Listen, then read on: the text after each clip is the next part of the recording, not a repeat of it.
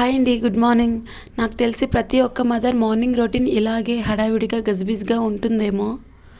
ఇంకా వాళ్ళు లేవక ముందైతే అన్ని పనులు చేసుకుంటాం, కానీ వన్స్ వాళ్ళు లేచాక అస్సలు ఏ పని చేయడానికి అవ్వదు. వాళ్ళ వెనక పరిగెత్తేసరికి సరిపోద్ది.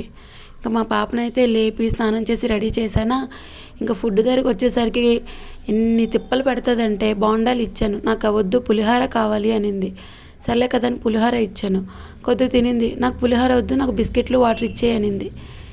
పోనీ ఆ బిస్కెట్లైనా తిన్నదా అంటే అవి కూడా తినలేదు. ఇంక నేనేం చేసేది లేక బ్యాగ్ అయితే చకచక సర్దేశాను. అదేంటో ముందు రోజు బ్యాగ్ సర్దుకుంటే అయిపోద్ది కదా, నాకు మార్నింగ్ వరకు అసలు గుర్తే రాదు. అప్పుడే గుర్తొస్తుంది వెళ్ళే ముందు. ఇదిగోండి, ఏదో పెద్ద భక్తున్నట్టు దేవుడికైతే దండం పెట్టేస్తుంది. అట్లీస్ట్ కనీసం ఆ సాక్స్లైనా తెచ్చి వేసుకోదు. అవి కూడా వేయాలి. అవి వేసేటప్పుడైనా పోనీ కుదురుగా ఉంటుందంటే 33 వంకలు తిరుగుతుంది అనమాట.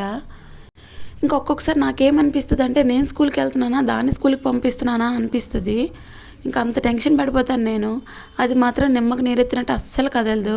ఇంక ప్రతి మదర్ మార్నింగ్ ఫ్రస్ట్రేషన్ అయితే మాత్రం ఇలాగే ఉంటుందండి. ఇంకా ఇన్ టైంలో స్కూల్కి వాళ్ళని పంపించినప్పుడు అయితే ఆ ఫీలింగ్ ఎలా ఉంటుందంటే, కాళ్ళు నడకని 7 కొండలు ఎక్కి వెంకటేశ్వర గుడికి వెళ్ళినంత హ్యాపీగా అనిపిస్తుంది. అలా ఉంటుంది మరి.